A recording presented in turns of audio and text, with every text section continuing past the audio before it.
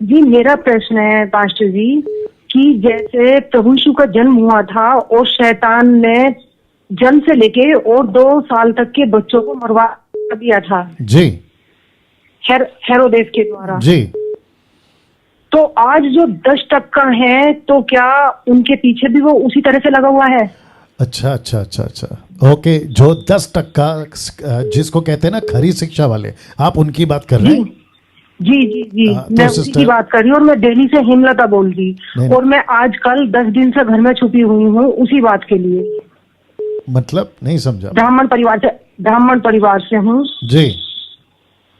और बस विरोध यही है कि सुसमाचार प्रचार के लिए क्यों तैयार हुई और इसके 3 बच्चे क्यों तैयार हुए। ओके ओके, तो हेमलता जी दिल्ली से हैं, जहाँ तक मैं समझ पा रहा हूँ ये कह रही हैं कि हेरोदेस, मत्ती के 2 अध्याय में राजा हेरोदेस ने जैसे बच्चों को मरवा डाला था यीशु के टाइम पे, 2 साल के बच्चों को मरवा डाला था, तो वैसे ही जैसे हेरोदेस यीशु के वक्त बच्चा पैदा ना हो, दूसरे शब्दों में यीशु पैदा ना हो, तो उस वक्त में हेरोदेस ने जो है बच्चों को मरवा डाला। ठीक वैसे ही आज जो 10% परमेश्वर के लोग जो वचन का प्रचार करते हैं, खरी शिक्षाओं का प्रचार करते हैं, क्या वैसे ही लूसीफर यानी कि शैतान इनके पीछे पड़ा हुआ है ताकि इनको मरवा डाले? इनका ये ऐसा प्रश्न है। जी हाँ, अगर आपके मन में आया है आप बोल सकती हैं, लेकिन हेरोदेस राजा के बच्चे को कत्ल अगर वो नहीं भी कराता, वो बच्चे अगर कत्ल नहीं भी होते तो भी शैतान पीछे पड़ा है। पहला पत्रस 5:8 तो यही कहता है ना।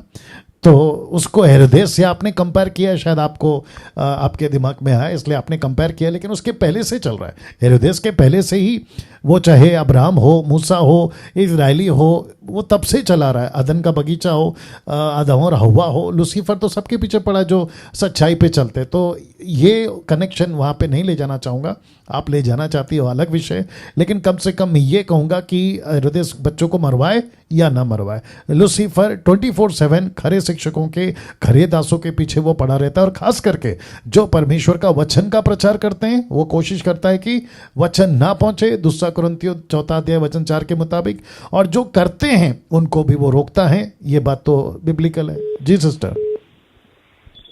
जी या ओके, तो आशा करता हूँ कि आप समझ गई होंगी, लेकिन आपका जो व्यक्तिगत समस्या है, मैं समझता हूँ कि आप शायद किसी बातों को लेकर वहाँ पे संघर्ष कर रही हैं। तो मैं यही कहूँगा कि क्लेश तो मसीह के लिए आएगा, ये दुख तो उठाना होगा। और इसलिए यीशु ने कहा ना कि लोग मेरे कारण तुम्हारी निंदा करेंगे, मेरे नाम से, या मेरे नाम को तुम लेने के चलते तुम्हारे को जो है जेल खाने में डालेंगे, XYZ बहुत सारी बातें। तो उसको तो लेके चलना है ना सिस्टर। जी जी या ओके जी। और एक बात और पास्टर जी, जी, कि जब से मैंने मसीह मंथन ग्रुप ज्वाइन किया है, जी 2 साल हो जाएंगे जी, तब से और ज्यादा सामना करना पड़ रहा है। जी, वो इसलिए करना पड़ रहा है क्योंकि आपको सत्य पता चल गया। और जब आपको सत्य पता चल गया, आप रोशनी में आ गई, तो जो दूसरे अंधकार में हैं, जो अंधकार का जीवन जीते हैं, उनको तो तकलीफ होगी ना, क्योंकि आप अभी रोशनी में हर एक बात को रख रही हैं। तो कोई दिक्कत नहीं है, ये तो होगा ही ना। और आपके साथ नहीं हो रहा ना सिस्टर, ये तो मेरे साथ भी हो रहा है सबके साथ हो रहा है जो खरी शिक्षाओं के साथ है। जी। और सर मैं कुछ कहना चाहती हूँ जी, सिर्फ छोटी सी बात। जी, मैं मसीह मंथन के जितने भी लोग हैं, मुझे लगता है कि 2 लाख से ज्यादा मसीह देख रहे हैं। जी जी, एक एक डिवाइस के सामने 20-20 लोग हैं जी, और जो मसीह मंथन की टीम है जी, और मैं दिल्ली में तैयार हूँ जी, आपके साथ काम करने के लिए। जी, मैं उन सबके लिए परमेश्वर का धन्यवाद करती हूँ। जी जी, बहुत बहुत शुक्रिया। और मैं धन्यवाद करती हूँ कि एक पास्टर ऐसा तैयार किया परमेश्वर ने, जी, जिसे हम भाई भी कह सकते हैं। जी बिल्कुल बिल्कुल, जी बहुत बहुत शुक्रिया। Thank you sister ji.